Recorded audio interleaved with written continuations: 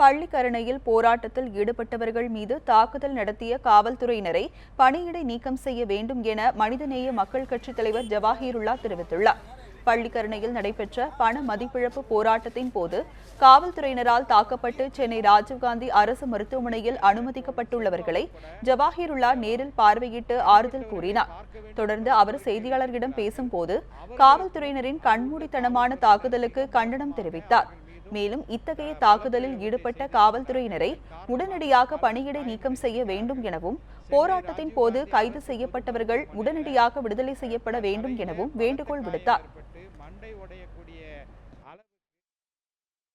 இந்த தாக்குதலில் ஈடுபட்ட காவல்துறையினரை உடனடியாக அவர்கள் மீது நடவடிக்கை எடுக்க வேண்டும். அவர்கள் பதவி இடைநீக்கம் செய்யப்பட வேண்டும்.